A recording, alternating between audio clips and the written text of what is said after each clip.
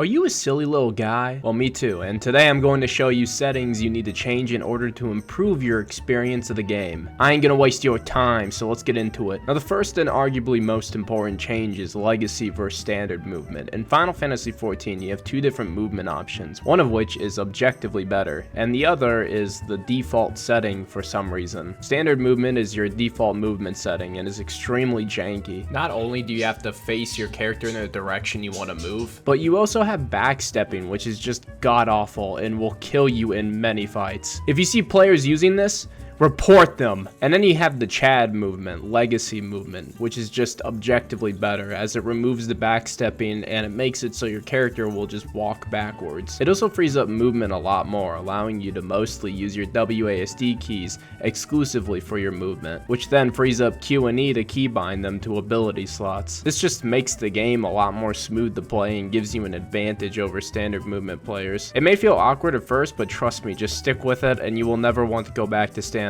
especially if you plan on doing harder content. Sometimes things get a little too crazy in Final Fantasy XIV. One of the most important setting changes is limiting the battle effects for other players. So you have a couple different options here for limiting your battle effects. You can either show none from the other party members, which means it just straight up doesn't show anything. You can show limited, which shows a limited amount of different abilities, which means you'll probably see heals that go on you or different buffs. Or you can just show all and say it and see God while you do alliance raids. You can also do this in PvP, but I would just limit this to some, as it can get pretty hectic, but overall you want to see your enemies' abilities. Anyways, that's about it for limiting battle effects. But once you've got it all set up, now you got a clean screen where you can watch the Black Mage fling his rod around like he's role-playing a wizard. I personally really like this setting. It allows you to add job roles next to your teammates' names. On top of this, you can also change the color of their names based on their role. This just adds more visual clarity to the game and makes it easier to see who is what and where. Because like me, you're probably half blind and half Neanderthal, so you have to use basic color coding to create more visual clarity. This one doesn't really do a whole lot for you, but I personally like it a lot. All it does is add a little percentage number next to the target's health bar based off of the remaining HP. Now, I'll be honest, I really didn't even notice there's a sound and error message that plays when you spam your buttons. Why did I never know this? I don't know, maybe because I play this game at zero volume like a fucking psychopath. I literally will play new content with volume maxed out once, and then after that I mute everything and just play in silence. Why do I do this?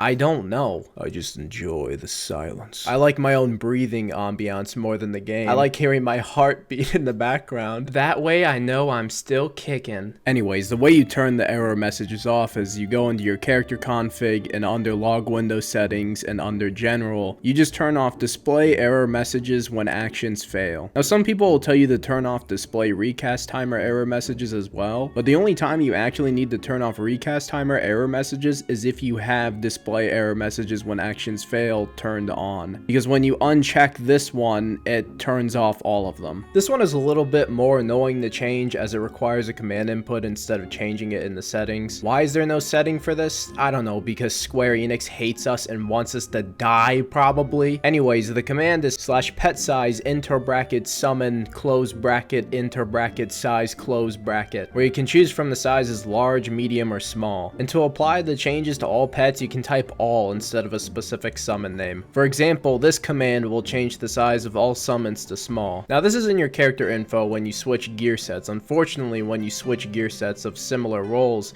it doesn't switch the glamour you want onto it. At least if you're using the same armor piece like me, because I play all 4 tanks. Luckily, there is a feature to link gear sets to specific glamour plates. You can finally have these roles separated as something different instead of all of them being the exact same tanks with different coats of paint. Well, I mean, they still are. Let's be honest. Tanks have very little variety, unless you're a Dark Knight.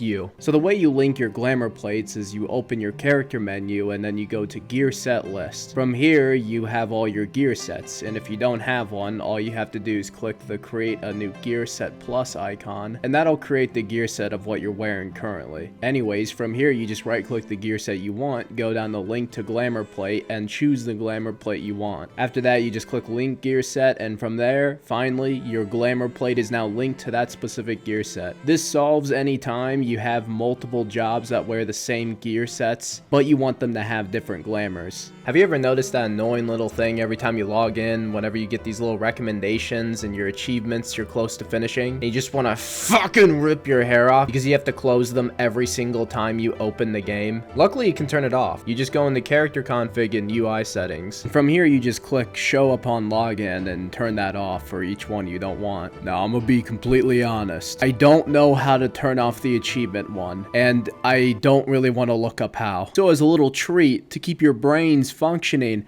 I'm gonna have you look that one up yourself and then tell me in the comments, please.